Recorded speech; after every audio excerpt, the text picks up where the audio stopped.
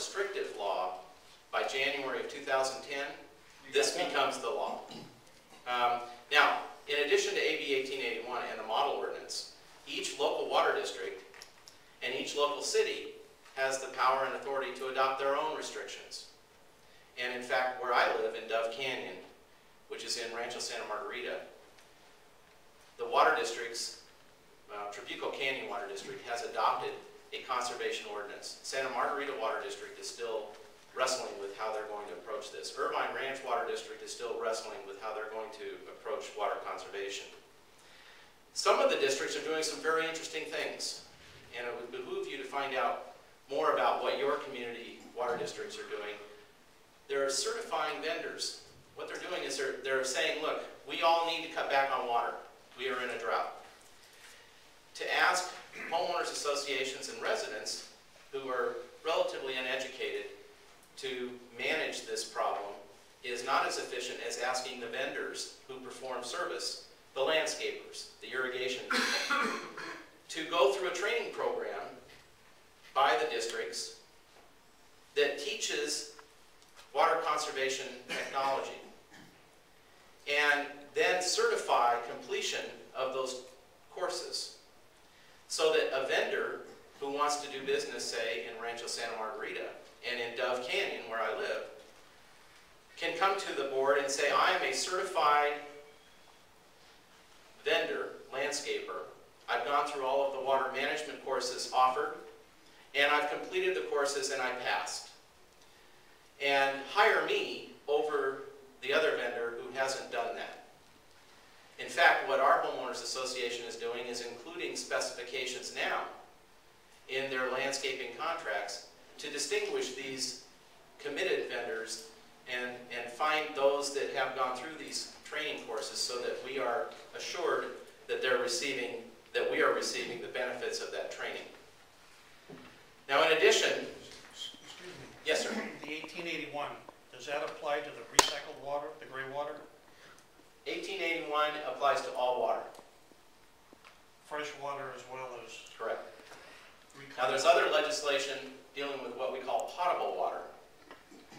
But 1881 creates an ordinance that addresses existing and proposed landscaping. And the most onerous part of 1881 has to do with developer-installed landscaping or major rehabilitated landscaping. And a landscape documentation package has to be created, which essentially requires an inventory and compliance with certain design criteria that ups the cost of installation. Yes, sir? This particular area is in the Irvine Ranch Water District, for which it already has water budgets, for which your areas might be adopting water budgets. So this particular community actually complies to AB 1881 because the Irvine Ranch Water District made sure that that law was passed in such a way that we're in compliance. But what it does, the reclaim, we're on reclaimed water here.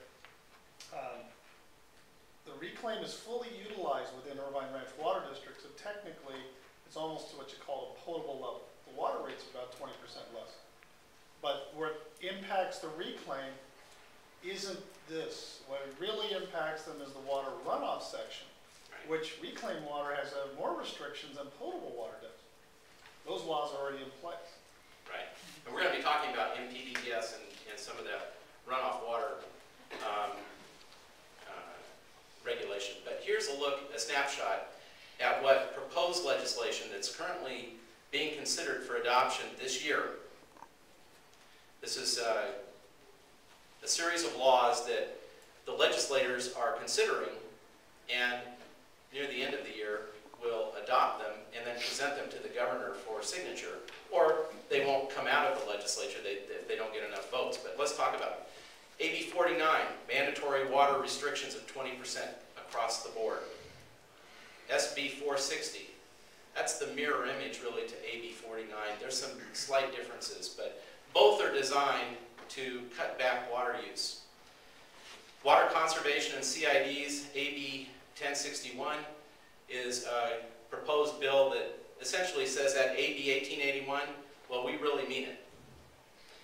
SB 407 talks about requiring the retrofit of high water use plumbing fixtures by water agencies. SB 565, Senator Pavley, talks about water runoff capturing and recycling. Now, essentially what Senator Pavley is asking is that we capture all of the watershed that is currently going into the ocean, 50% of it, and we recycle it and reuse it.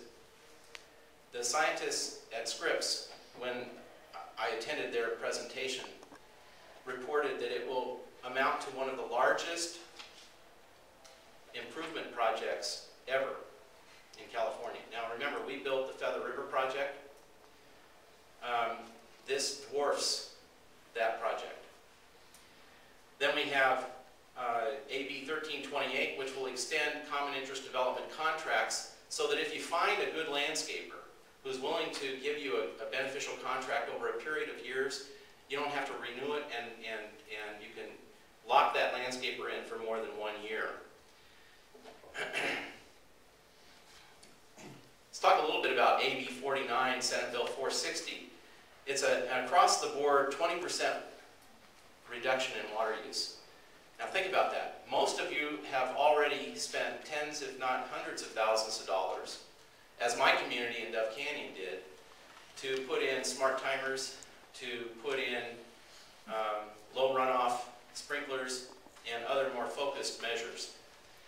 If passed, these bills won't give you a credit for that investment. So you start out down here, and you've got to cut another 20%. Where the people that have done nothing start out up here, and they drop down to where you are. My community already is stressed. The landscaping is showing brown spots and deterioration from the water conservation measures that we've all done. And the impact of reducing it 20% more could be dramatic.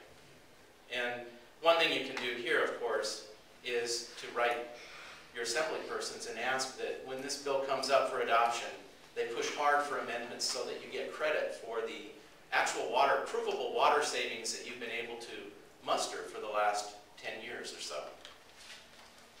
And of course, water districts are in the business of meeting their budgets.